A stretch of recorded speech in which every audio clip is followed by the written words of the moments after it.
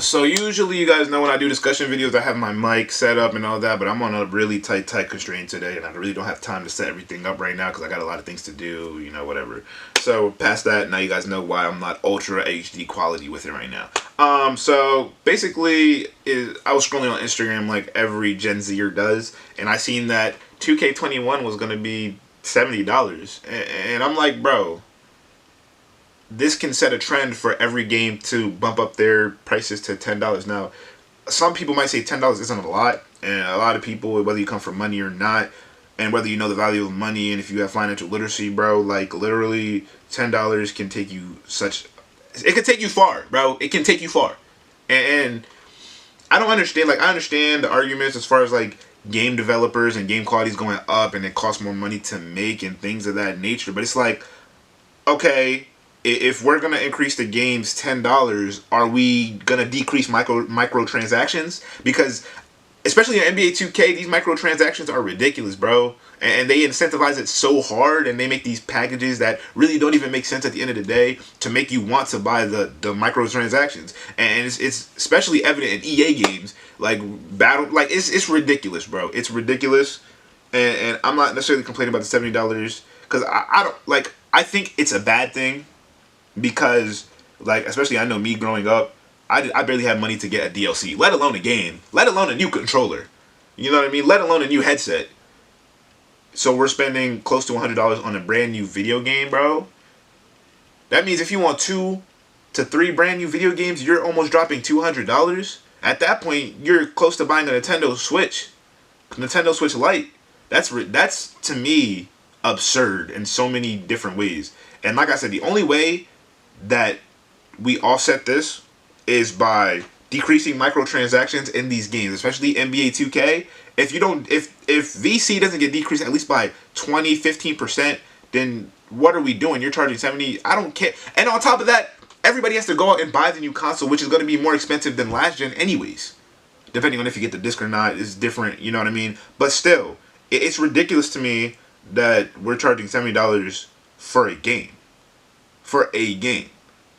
And I'm of the firm believer, I don't know if I've ever publicly said this on the internet, I'm relatively new to YouTube, whatever, might have said it on Twitch a couple times, the new game model, if you want a game to blow up, it's a free game, free to play, you focus heavily on gameplay, and then you make your money based off of cosmetics and battle passes. That's the new wave. That's how game companies are blowing up, and developers and things are becoming popular, i.e. Epic Games, like they're arguably one of the best game companies right now because of Fortnite and the way they handle their different games. What is the other game where you slay the giant monsters? I'm not sure what it's called. But to $70 for a game, I'm not sure how I'm feeling about that at all. I'm really not. I'm here and there. I would love to hear you guys' opinions in the comments about how you feel about it, or like what we can do to better offset this. Like, I understand inflation and money and things like that, and the economical side of things, and how money is less valuable. So $70 is last 5 years $60, if you know what I mean. But still, at the same time, it's like my heart goes out to a lot of the kids who are gamers who can't even afford things like this. Like I said, getting a $20 PSN card for me as a younger kid was so hard. It was so hard. And it's like, oh, boo-hoo, you can't get a game card. Like, there's more important things to worry about in life. Yes, but as a gamer and seeing all my friends who are able to do all these things, like, it makes you feel bad. Which is why, like, the older I got and the more money I acquired, the more capital I have. My little brother never has to go through that because I make sure he's good. And again, like I said, more important things in life than just games. But as a gamer, when gaming is your escape from real life reality, that's like the equivalent to somebody wanting to numb their pain through other means, narcotics, whatever people do. Gaming is like it's a healthy way, and some people say it's unhealthy. And again, I'm rambling, I'm ranting, whatever. So I have this article by GameIndustry.biz, which is talking about the actual like it's people who in a sense know what they're talking about. Like, I don't claim to be an expert or anything, so they pretty much, it's like an article, and we're just going to read it together if you're still here in the video. Like I said, this is really just a rant that I wanted to get out because I think it's ridiculous. I think it's ludicrous of what they're doing right now as far as it goes when $70 for a game. But we're about to read this article together, and yeah, let's do it. So the article reads, NBA 2K21 prices $10 more expensive on Xbox Series X and PS5.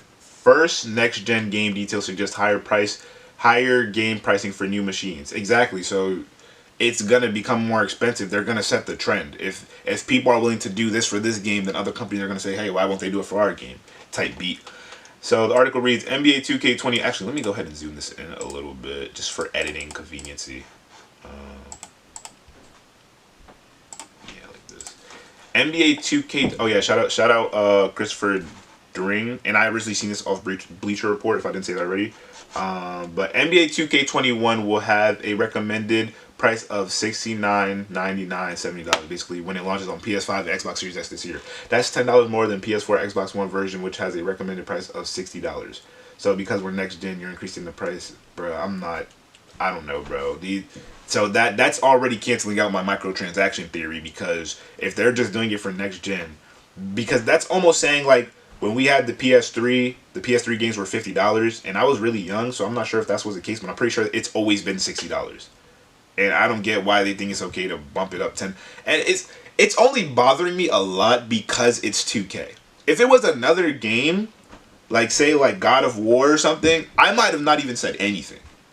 But for a game that makes most of their money off microtransactions, this is really just greedy, in my opinion. Like, what more do y'all want? And on top of that, I guarantee they might even raise VC. So if I don't see a decrease in microtrans, I don't know, bro. Maybe I'm tripping. Like I said, let me know in the comments. This is just how I'm feeling right now in the moment. I'm still processing it. But initial reaction, this is what I'm thinking, right? It's the first hint that the next generation may lead to higher software prices as development costs are expected to increase with the new machines. Fair. Okay. The Xbox One and PS4 versions are due on September 4th, with the PS5 and Xbox Series X edition said to launch alongside new machines later this year. 2K says the more expensive versions have been built from the ground up for next generation consoles. Are y'all getting the PS4 versions? Am I gonna get the PS4 version of 2K?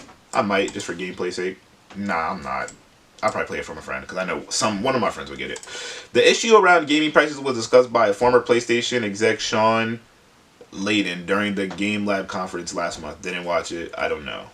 He told attendees at the event, it's been $59.99 since I started in this business, but the cost of games have gone up 10 times. If you don't have elasticity on the price point, but you have huge volatility on the cost line, the model becomes more difficult. I think this generation is going to see those two imperatives collide. Layden said that one solution to rising cost of development was to create shorter games.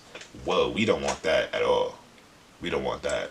But see, this is the offset. That's a dilemma. Okay, I can see what he's talking about. Okay, that point is clear. NBA 2K21 has multiple versions, including one that crosses 2 console generations.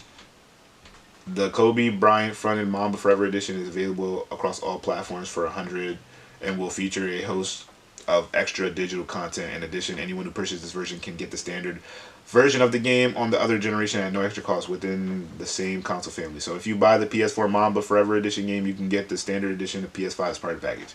NBA 2K21 is a monumental leap forward for the franchise, stated president of Visual Concepts Greg Thomas. We're combining all of our experience and development expertise to craft the best game possible, and for PlayStation 5 and Xbox Series X, we are building the game from the ground up, taking advantage of all, well, I'm going to just put that there, all next-gen power and technology. Okay. And that's pretty much it. Alright. Again, it's a tough topic, you know, and one of the reasons I'm more just sensitive towards this topic is because as a gamer growing up, and as a person who grew up with basically almost, not in, I won't say in poverty, because, you know, you have other countries, but a person who grew up inner city type beat, like, didn't have a lot of money growing up, it's like, you know, I feel for a lot of these kids who are about to feel this. Like, when you tell your parents a figure of $70 for a video game, they're gonna laugh at you, and they're definitely not gonna get it for you, especially when you're a kid that doesn't have any money. And it's like, bro, like $70, bro, that's like 70 McChickens. Like, bro, that can be $70 can literally be the food in a household for like a week or 2 weeks, bro. And for me, I don't know, I think the main point of this video is just me, just in my mind, expressing how unfortunate I think it is that, like, we're gonna have to raise these prices. And I understand the other point of view, to where like games are getting more expensive, and now they're talking about making games shorter and things like that. But again, bro, like, I don't know. Things getting more expensive, and it sucks. Because I know there's definitely kids out there that won't be able to get the ps5 for the next 4 years, or even get new ps5 games, or only have 1 or 2 games.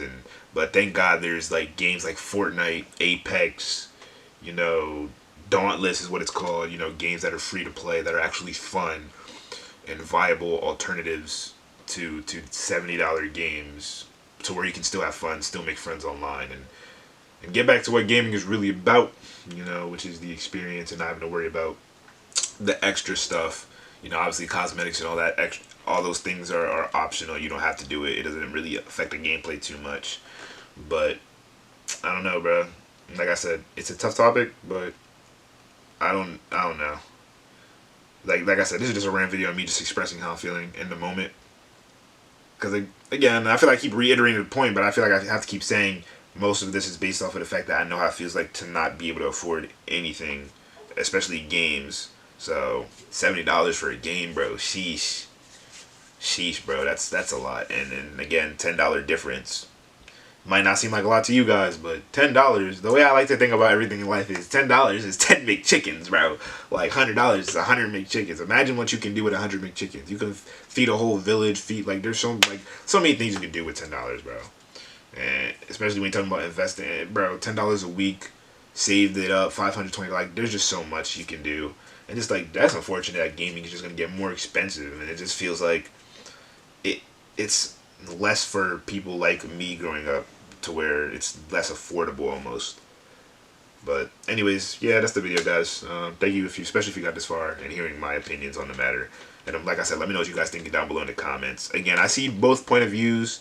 I'm not super against, or like I hate the big companies. No, it's nothing like that. It's just like I feel for the kids that are gonna feel that, bro, and it's just really unfortunate. So we'll see what happens in the future. We just gotta stay tuned to see what happens. But yeah, thank you guys for watching the video, and yeah, see you on the next one, or whenever you watch me again. Subscribe. Peace out.